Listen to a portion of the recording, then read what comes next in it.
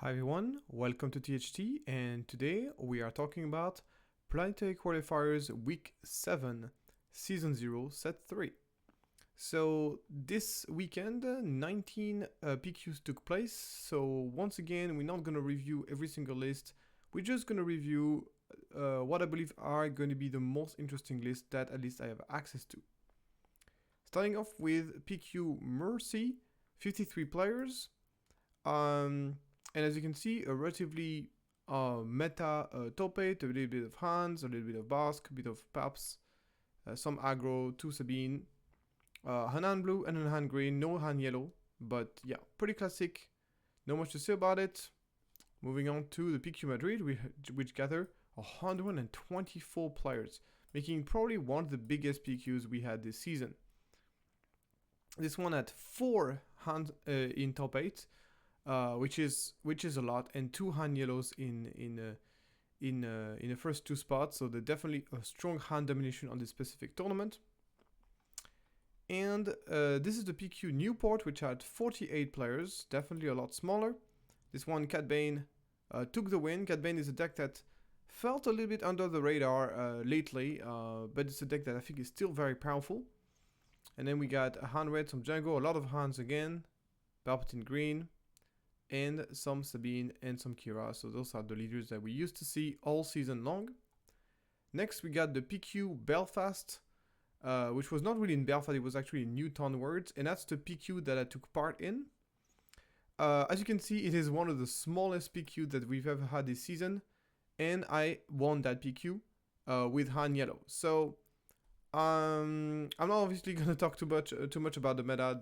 This was such a small PQ that there's really not really much to analysis to be made. I'm just going to show you very quick what decks I was playing, just for people who are curious. This was Han Yellow. I've been very vocal. I love Han as a leader in general. I love the wide variety of options that he offers. So I really enjoyed the deck, and of course it's very, very strong in the current meta, and I know how to play the deck very well. So it's definitely a deck that I was gonna bring up. I was really thinking whether I was gonna play Han Yellow or Han Green or Bosque Blue. Han Green, I just found the deck to be too weak against aggro. I think that it's very hard to beat Django and Sabine without cunning, in my opinion. And so I prefer to have a deck that was a bit more well-rounded and that could beat anything. And against Boss Blue, I was just too afraid of the Han matchup. Turns out I was pretty much the only Han player. I think there was one Han Green and myself, so I would have probably got away with playing Bosque, but I just was too afraid of encountering too many Han, which is really a bad matchup for Bosque. I did work to try to improve the matchup a little bit, and I'll talk about this later in this video. But yeah, I didn't really manage to solve the matchup well enough for me to be comfortable taking the deck.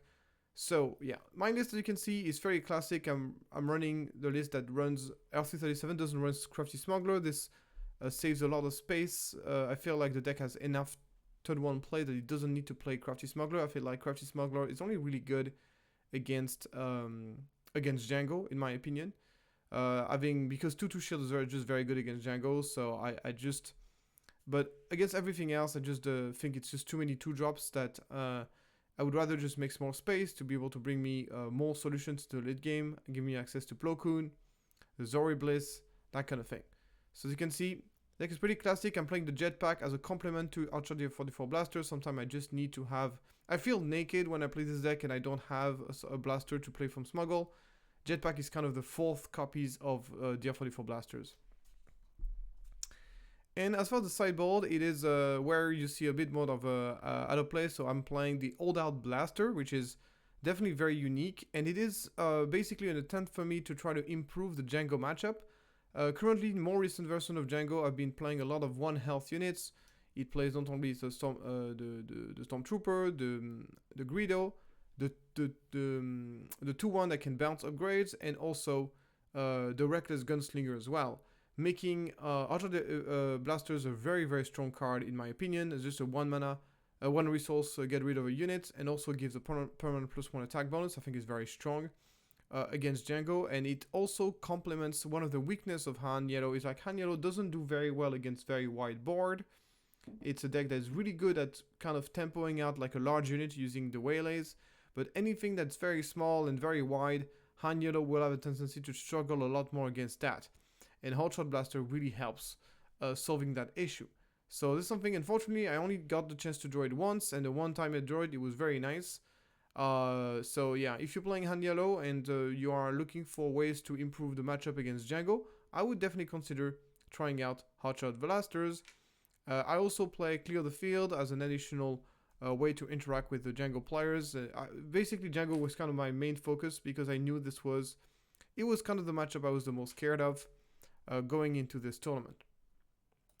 So yeah, I did manage to get my PQ, so a little bit of talk about why was this PQ so low attendance. In this case, I happen to be part of the Irish community, so I have pretty good insight about the reason why that's the case. In my opinion, it was just not the best choice from FFG to choose such a small town in the Northern Ireland. I think it would have been good to have a PQ in Dublin, and the reason for it is very simple. Dublin is way more central. It's accessible from the entire island, including people from the south of Ireland as well as the west. Basically, Belfast is only accessible to the north and the east, while Dublin is pretty much accessible from everywhere. Also, Dublin has the biggest community. Basically, we have on my local and in Dublin, we would have 20 players for Store Showdown. So I have no doubt that for PQ, we would have got at least 30 players, which is not a lot, but obviously Ireland being a small country, that's just the way it is. But yeah, I'm pretty confident that we would have been around the 30 player mark if this would have been organized in Dublin. So I hope that next time FFG decide to organize a PQ in Ireland, which I hope will happen again, it will be in Dublin. Ideally, I would love to. I would love to have it in Belfast and in Dublin. But if they have to choose between one of the two, definitely Dublin would be the better choice, evidently. So I got myself a PQ, the whole shebang here, the champion mat and all the stuff, as well as the day 2 invite to World, and I also got a free ticket from winning the Birmingham tournaments from OPE. So that was a very successful season for me. With that being said, unfortunately, I have everything I need to go to World. Unfortunately, as you know, I'm gonna have a baby around the 19th of July, which is way too close to the World Championship. I cannot possibly imagine a way for me to go there. It's just too risky, and I will definitely not go there. It is obviously my family is always going to be my priority, but that's okay. I'll go there next in 2026. Moving on now to the PQ Rosenheim. So in this case, very balanced PQ results here with a bit of everything here, a bit of Queenland Red, Iden Blue, Han Green. We got a Gar-Saxon Yellow here, starting to be a little bit consistent here on how much results Gar-Saxon is pulling. ECL, a Revenant, Han to ECL here coming back, and actually Han to ECL, if you fall into a meta that doesn't play a lot of Talking Town, is a very strong deck. And as you can see in this top 8 here, only one person playing Talking Town. So if you're in a meta where Talking Town is not really that big of a thing, Han is a very strong choice in my opinion. So moving on to PQ Gouda. And this one, we have a lot more of an atypical top 8. I mean, once again, it's a smaller PQ 48 players, but we get themselves Dark Vader Green as the number 1 seed. So we're just going to take a look at the deck. So my opinion about Vader is that it is, in my opinion, I don't see a strong reason to be playing Vader over Bosk Green, especially in such an aggro meta. The problem with Vader is like it does deploy so late in the game, making it very difficult to find a spot where you can possibly justify having him, where there's just a lot of games where you can't even deploy him because the meta is just so aggro. So that's like, and the combination of the fact that you're not playing blue, so you don't have that many sentinels, and you don't have ways to heal. All those factors combined made Vader just very difficult to play against aggro. And the meta is very aggro, making Vader very hard to play. Bosk is much more of a balanced leader, as it gives you it deploys earlier, which is a huge deal. And obviously those all the bounty shenanigans are very powerful in the early stages of the game.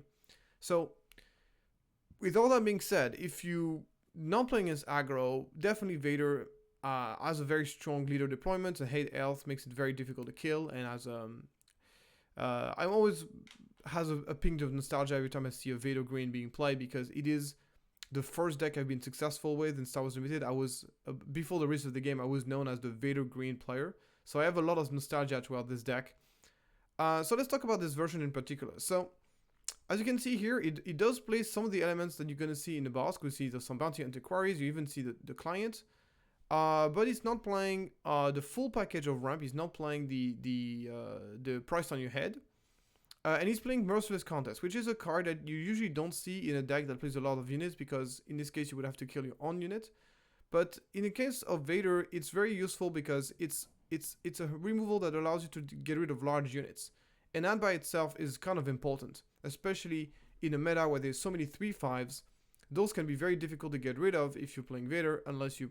So you get Force Choke, but it's not always enough. He's also playing Traders as a way to solve that problem, so that also helps. The rest of the deck is pretty much what you would expect. It's very much ramp into those very, very large units.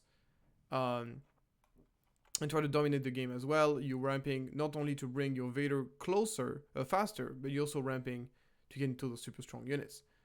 The Scanning Officers are in the sideboard to deal with Han. There is another list that piqued my attention here. This is a Palpatine Yellow. And this Palpatine Yellow is interesting because instead of playing the Separatist package, which is one of the main reasons to play Han Yellow in the new set, is just that having access to the Confederate Courier, as well as Poggle the Lesser, that gives you a lot of like one health, small units that you can sacrifice and draw a card with. There's just a lot of ways to use Palpatine's ability in the nowadays that didn't existed in the previous set. But in this case, Swardo decided to completely give up on this. Swardo, by the way, is a player that you're gonna see play in TTI quite often. In Take the Initiatives, he's a very good player. And he has a list that we've seen, by the way, in TTI as well. And his list is based on trying to get, now there's 2 of them. So, what are the advantages in giving to the list? Obviously, the advantage of this list is that it makes up for a big weakness of Palpatine. It's like Palpatine obviously is very weak in the early stage of the game. It's a deck that overall is very weak against aggro. And if you can pull off the now there's 2 of them combo, you can really win games against aggro randomly, which is very, very strong, because this deck, as you know, Papiero is one of those... If you're able to beat, like... Papiero is the strongest... If you ignore the aggro matchup, it is the strongest deck in the game, in my opinion. It beats pretty much everything that is not aggro. So if you can find a tech that maybe sometimes can steal games against aggro, that can make your deck very strong. So obviously you have to make a lot of sacrifice to make this happen, and it's something that is not super consistent, but it can steal games against aggro. So obviously the combo is very straightforward. He's going to start off with 1 Underworld unit, the Cloud Spacer, a Bazine, a Cloud Rider, a Salicious Crom, or even like the Intimidator. You play now there's 2 of them, and then you get a boss on turn 2, a Syndicate Lackey on turn 2. And this can be extremely backbreaking against aggro. So during Take the Initiative, I could see this combo into action, and this will pull you very far ahead against aggro. It's not an auto win, but it does help tremendously against aggro, which is something that a Palpatine deck desperately needs. The rest of the deck is pretty much what you would expect from an Emperor Palpatine yellow deck. So that's it for this top 8. It's relatively small PQ, so 48 players, but yeah, it's some interesting list in there. Then we got the PQ Norway, 35 players, which was won again by I Am So Humble, if I'm not mistaken. This guy just is dominating the Scandinavian area. And we got on second position a very interesting deck, and that's an Obi-Wan Kenobi Blue playing none other than Poe City. I have to say, Poe City is not a bad idea in this deck, because this deck is naturally going to be very strong against aggro, because you got so many sentinels, you got so many heals. So this deck is naturally very strong against aggro. So sacrificing a bit of HP on your base is not a horrible idea to give your leader +1 health. and giving Obi-Wan Kenobi +1 health so he can get up to 8, there's actually a big break point, because once you your leader has 8 health, it becomes a lot more difficult to kill. And if you cannot kill Obi-Wan in one go, obviously you can heal Obi-Wan using Midnight Repairs, healing it with some sort you can give him a shield with the Forces with me, and he can even heal himself using his ability. So it's actually, I have to say that this is one of the few cases where I think playing positive over playing a 30 HP base does make sense. So the rest of the deck is pretty interesting. The deck is obviously very strong against aggro. You got, like, this deck must be also quite good against Django as well. You got Equalize to kill 2 units. It's a very aggro meta, so having a deck that can really win very consistently against aggro is very nice. You got the Jedi's Lights into Saber into Yoda's, very strong against aggro. Kuel is amazing in this deck because it basically draws you a card systematically. If you can get to Redemption, you pretty much win the game. So there's some pretty cool stuff in there. Finn is an interesting inclusion as well. It's not amazing, but in terms of 3-drop in those colors, you don't really have much better than that. So the Midnight Repairs does make sense with the Obi-Wan Kenobi. The Midnight Repair is actually not as bad as people make it. It's actually pretty good in Chirrut, and I think an Obi-Wan is also quite decent as well. Just one thing I disagree with this list. First of all, I think this list should be running all 3 Concordant Interceptor. I think this card is pretty good. He's not even playing the 3rd copy in the sideboard. That's shocking to me. And the other thing that shocks me is the fact that he's only playing 2 Luke's lightsaber. I think this deck is very good at delaying the game. It's very good at slowing down the game, but it's not very good at winning once it has delayed the game. So I can see the deck being very strong as aggro, but against anything that's control or mid-range control, I can't see this deck winning because the late game is non-existent. Like, basically, the only late game is probably going to go for a Vigilant Meal Plan, I guess, because the late game is very weak. You basically got Redemption, which is not even that strong against control, and only 2 Luke Skywalker. So I would guess that maybe it's a budget thing, but in my opinion, this deck should at least run 3 Luke's lightsaber, and should probably have some sort of late game, like, for example, the new dragon, like the 1010, forgot its name, that at least gives you a little bit of late game, because this deck is very good at delaying the game, but then once he has delayed the game, I don't see really what is the win condition here. Maybe the Vigilance is just a win condition, but I don't know. Then the sideboard is even more stuff against aggro. We see Evidence of Crime, which is cool to see. It's just even more stuff against aggro after sideboard, which is also interesting that he's not playing any takedown in the main deck. So I don't know how he interacts with Han. Like, I don't see how this deck can win against Han, because it has no way to interact with I guess he just uses lightsaber. I guess so the lightsabers must be very good against Han. You can try to take down like the 5 health units one after the other. I mean, assuming your opponent doesn't have a waylay though, so I don't know. That seems like very risky. I don't see how this deck wins against Han, but anyway, it's a strong against aggro, undeniably. So if you're in a very aggro meta, why not? Yeah, cool. Is there something interesting? No. So that's it for this tournament. And we're moving on now to the PQ Pittsburgh, which had 82 players. And here we got a relatively meta top 8. Still no Han Yellow in this particular top 8. And we have a Throne Security Complex. Wow, that is interesting. I would be interested to know what the list looks like. The fact that he's playing Security Complex makes me think that he's playing a mid-range version and not a control version. I don't think it makes any sense to run Security Complex in the control version, so I'll be interested. Maybe he's playing a version that looks similar to what I was playing with the Foresights, which I really enjoyed this deck. Moving on, we got PQ Twin Falls, 39 players, a lot smaller. And here we got a Ray Yellow, Iden Blue. Once again, Han Green is more popular than Han Yellow in this latest expansion. We really have a resurgence of Han Green in this latest set.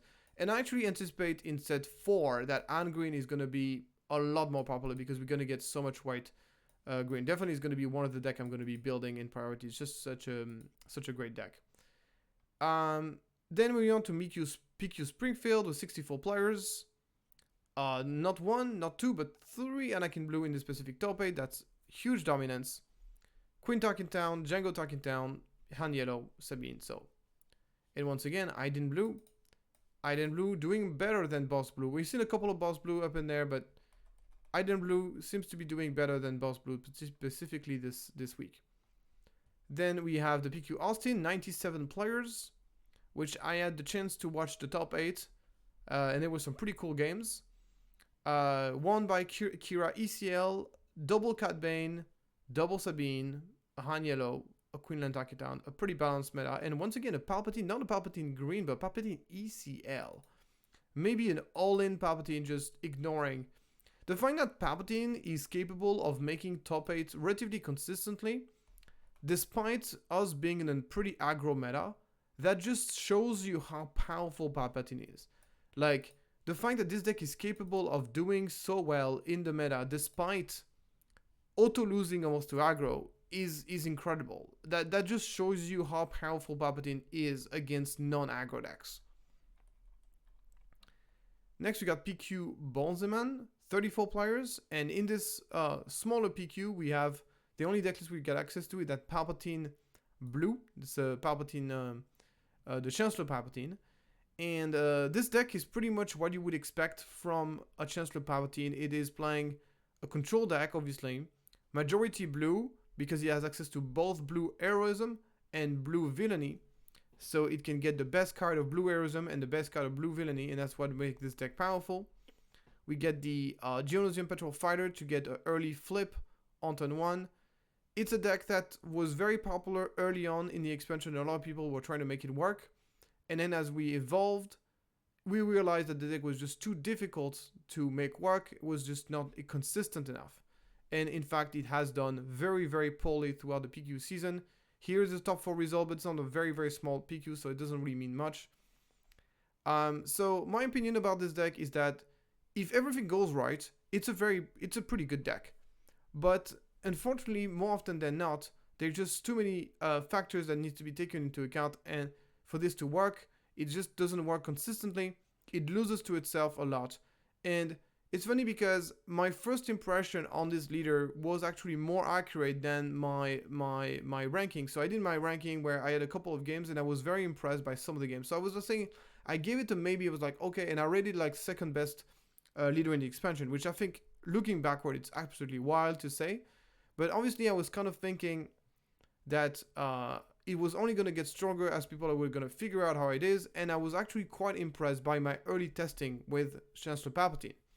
But retrospectively, I should have trusted my first impression, and my first impression on the leader is that it is a cool idea, but it is ultimately just too difficult to make work. It simply is too fiddly of a leader, and it doesn't work in practice, unfortunately. Unfortunately, I don't see this leader getting stronger as time goes by. I could be wrong about this. Maybe there's going to be a way to kind of flip things super easily or whatever. But I don't see really this leader getting much stronger with more expansion. But I love the design space that it opened, and I hope we see more leaders like this in the future. And it was definitely a good test run as first. Then we got PQ Hartford with 112 players, quite a big PQ. And in this one, loads of Han Yellow. And there's 2 interesting decks I wanted to take a look at. First of all, the one is a Tarkin Blue. So we saw Tarkin Blue last week, which was pretty much just a kind of a Kira Blue, but just with Tarkin instead of Kira, and a couple of changes. This time, it's definitely this version plays a lot more into the strength of the leader, as it plays a lot more units. He's also playing Lurking TIE Phantom in the main, which I think is a very interesting. It is out of aspect. But Lurking TIE Phantom is just so good with Ground Target that even out of aspect, I think it is worth to play, especially if you're playing as control. With that being said, 5 resources, that means your opponent can and you can definitely take people by surprise with this. So it is definitely interesting to see. You can also pull it off from Darth Vader, which is nice. You can just play them from Darth Vader, ignoring the aspect penalty. Rest of the deck, it is pretty much like a kind of a mid-rangey version of what a Kira Green deck would be. I'm still not entirely convinced that this deck is good, but now we're kind of seeing more and more Tarkin Blue, so maybe I should give it a try and kind of see how it goes eventually, even though I'm pretty much done with the set 3 at this point, now that I've won my PQ. Yeah, other than this, we got ourselves Ray yellow. Very interesting. We see some An yellow, which was really the most popular leader in this color combination. But Ray also has some arguments. Ray combined with Kuel, combined with L337, very powerful. You can use the 3-3 shielded, or 3-4 that's gonna draw you some cards. So there's just some cool synergy. It's just a good stuff deck, as you can see. So playing some good cards, playing a lot of good cards. That's basically what this deck does. And one I really like is the out of aspect Lurking TIE Phantom in the sideboard, because I believe this is Lurking TIE Phantom with an experience token on it is one of the most dangerous thing in the entire game for a control deck. Like control decks in the current way control decks are built have no problem dealing with Lurking TIE Phantom when it's only a 2/2, because you play Spirit's Position. We play, sometimes we even play Make an Opening in the sideboard, and we also play Snoke. Once the Lurking TIE Phantom has an experience on it, it's a completely different story, and we don't really have a real way to deal with it, or to deal with it permanently, and even if we have ways, like for example, like an Entrench, Lurking TIE Phantom is still going to remain here to block down all the Power Dark Side as well as an Avenger.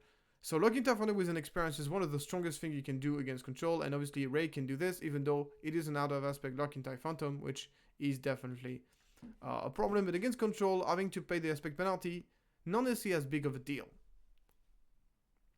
The rest of the deck is really pretty much just a good stuff deck. Just plays all the best card in its color combination.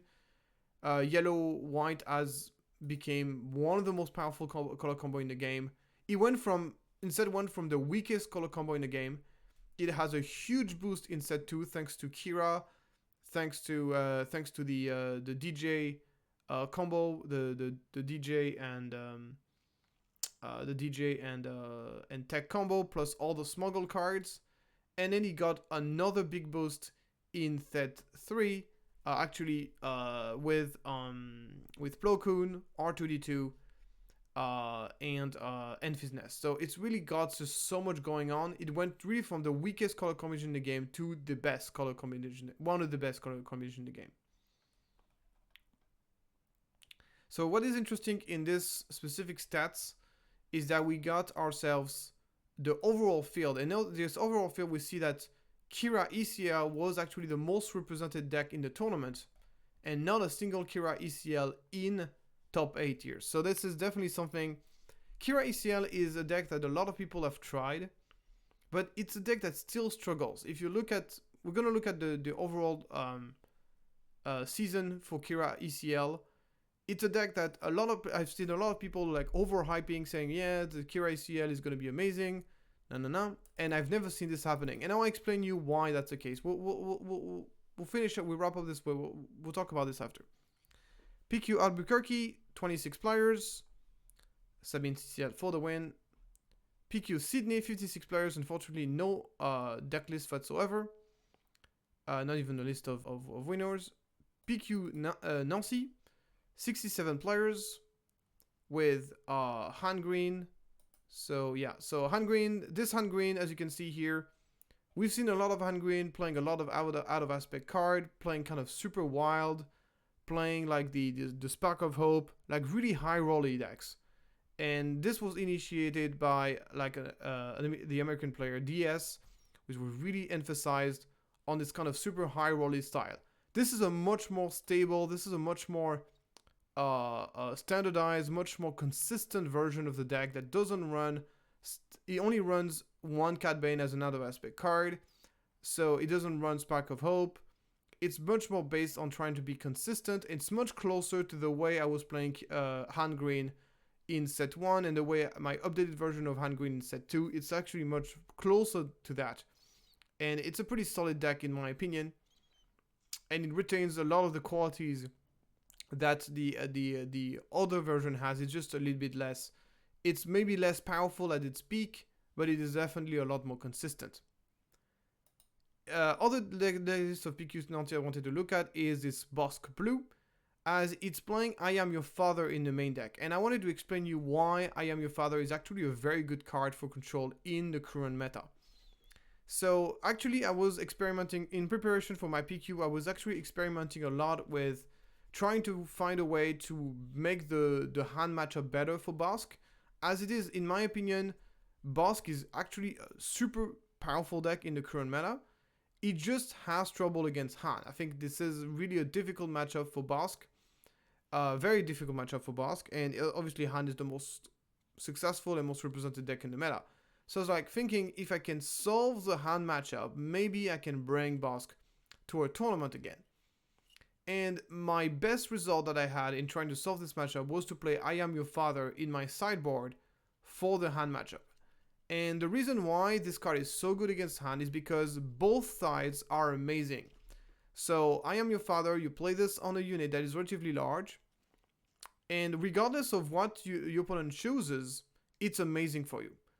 If you, so in the early stage of the game, you're going to use I Am Your Father to get rid of very large targets, something like 3/5s, like things that you don't die if you don't deal with them. Like you can afford to for those units to live for a turn, but you would just still like to kill them. So it becomes like a very efficient removal, because in this matchup, the Han player if the Han player is smart, it will almost always chooses the removal side. And then suddenly I Am Your Father becomes deal 7 damage for 3. And because trust me, he does not want to let you draw 3 cards.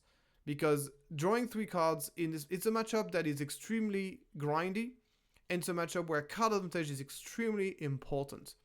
Especially for the boss player, make sure the boss player has a lot of cards in hand is very important. If you have no cards in hand against Han Yellow, you've lost the game. Because Han has effectively almost an infinite amount of cards, because there's so many smuggle cards, he almost never runs out of cards. So if you run out of gas, you're dead. So one of the most common way to lose against Han Yellow is to get out value. And I Am Your Father is a way to avoid this. You also get Deathmark, but Deathmark is a lot more difficult to use. First of all, it only draws 2 cards for 1. And obviously, your opponent has plays into it. He can kind of waylays on dude to prevent you from drawing, that kind of thing. So really, I Am Your Father is really a great card in this matchup. So I'm assuming this is why he brought it. He's playing it in the main deck. I was playing in the sideboard. And I think that if I was going to bring a Bosk Blue in a tournament, I would definitely play some I Am Your Father either in my main deck or my sideboard. And it's really tremendously helpful against Han Yellow. Sorry. So the rest is pretty much what you expect. So 2 Kira Green here doing well. Those are Kira Green, no Kira ECL. Kira ECL has been more popular than Kira Green because Kira ECL usually does better against Han Yellow because it gives you more ways to get rid of 3/5s in the early stage of the game. Like it turns your Gideon Mask into actual removal to get rid of the 3/5s. So I would say Kira ECL has been more popular, but Kira Green does better against aggro, and obviously we're still in a very aggro matchup.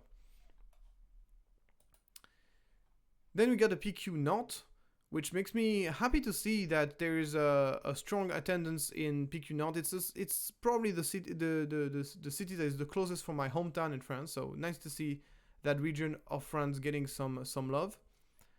Here the top 8 we got an Anakin, 2 Han Yellow, 3 Sabines, Django, Cat Bane. We haven't talked about Sabine, but Sabine is still pretty much almost every top 8. The meta has really not evolved a lot in this. The meta is very diverse, but forced to admit that since the beginning of the season, there's been almost no major evolution of the meta since the beginning of the season. PQ Roma, 38 players. That's such a small PQ for such a big city. We see a Yoda Red making it top 8. I like this deck a lot, so it's nice to see it. PQ Wichita, not sure how I pronounce this. 61 players with a Palpatine Tarkin Town. Wow, some greedy Palpatine decks here. Palpatine Tarkin Town is probably the greediest version of Palpatine. It's really, really weak to aggro.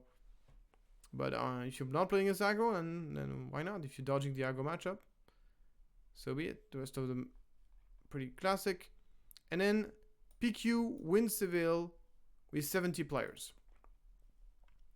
Tarkin Blue coming first of this tournament. Unfortunately we don't have the deck list, but yeah, Tarkin Blue has definitely emerged in the later stage of this tournament of the season, and doing some pretty impressive results. So I want to talk very quick about the reason why I think So Kira he's going to end up at the end of the season. I mean, there's going to be one more week next week.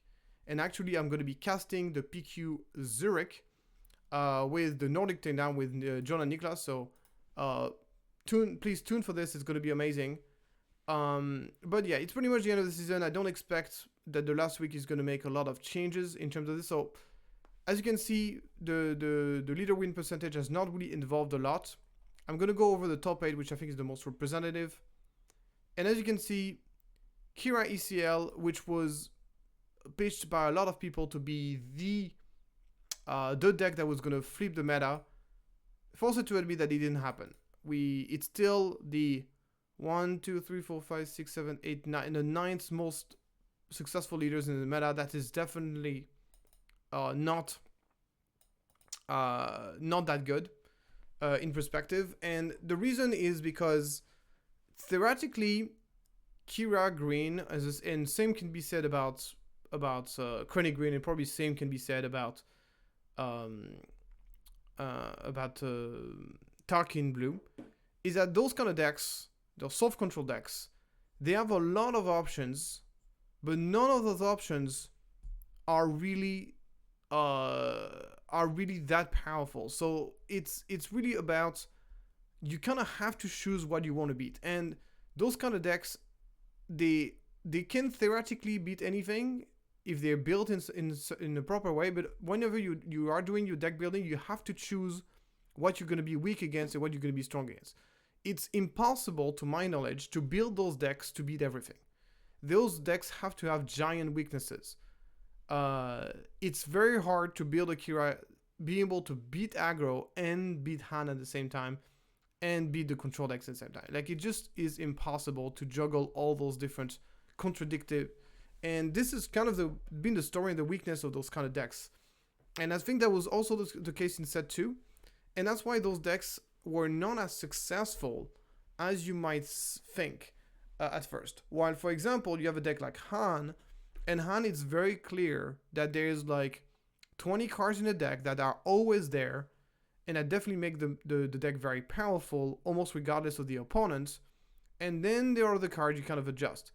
I don't think the Kira decks have this kind of core. I mean, they have a core, obviously, but it's not as big and as universally powerful. And you really have to kind of pick and choose of what you're strong against. This kind of is my analysis on this. As you can see here, Han remains on top of the meta. It hasn't really moved much in terms of percentages, and it's going to be, I have another graph to show you guys, which is very interesting. It was given to me by the owner of the Star Wars Limited website, the competitive hub, which, by the way, thank them throughout the season. They've been absolutely amazing, giving us all those insight and gathering all those results. And here, this is the evolution throughout the season. That's week 1, week 2, week 3, up to week 7. And this is the win percentage in terms of their ability to make it into a top 8. To their ability to make the ability of the deck to make it a top 8. And it obviously gather only the leader. It's not only about it's not leader plus color. It's just leader, all color included. So we can see here, Han started relatively low because it was mostly just it started relatively low, and then he went up very, very high, and then people started to adapt, and you can see Han yellow kind of falling off. And I think this resurgence is mostly related to Han green. I think the recent rise in popularity to Han green has provoked this uptick of kind of this return of Han at the dominant level. So even if it's at its lowest, Han was still among the best, the most represented deck, and obviously Han has dominated the season. But it's not like as massive a dominance as it may seem when you look at this. When you look at the final result here, 21% of top 8 percentage, it's not that high. But definitely interesting to see the dynamic here of how this evolved throughout the season. All the decks have remained relatively stable. Django, Sabine started very strong and then went down to come back. And then Django here, we see Django finishing up stronger than Sabine. I believe that Django has given Django an advantage over Sabine this season is because I think Django has a far better matchup against Han than Sabine has. I believe that the Han players have made modification to their deck and they're changed their playstyle to really beat Sabine, and has really shown into the results. We'll see that the latest emergence of Tarkin here kind of being non-existent and kind of upticking in the end. And the graph becomes really difficult to read when you get into the lower percentage, but you get the idea. I think it's very interesting. We also saw the Quinlan having a super strong week on week 5 and then just falling off back, but still is a pretty strong deck. But very poorly result at the end for Quinlan. I think Quinlan was very trendy because he was kind of a new leader. Also playing a color combination that was not very popular before, like the red, white, yellow color combination was not so popular when the game first in set 2 or set 1. So it was kind of representing the only really truly new things out of this new set 3. So a lot of people liked the deck and picked it up. I think the deck was a little bit overplayed. I'm not saying Quinlan Red is bad. I think it's a good deck, but I think he's a little bit overrepresented. I don't think he's as good as his percentage makes it sounds. That's my opinion. That's kind of my hot take, but you may agree or disagree. Anyway, that is it for this Stats 3 Season 0. We're gonna have a weekend, 8th weekend of PQ. But personally, I don't know if I'm gonna make a video about it because it started to become a little bit redundant. The meta has not really evolved that much throughout those 8 weeks. There's definitely a lot more PQ, which I think creates like an overdose, and I can see this also in you guys watching less of my videos on those weekend the PQ report. I can understand it. With that being said, I really hope you guys are going to be tuning in for the PQ Zurich. I'm going to be casting this weekend. It's going to be a lot of fun. Thank you so much for following that video, and I'll see you next time.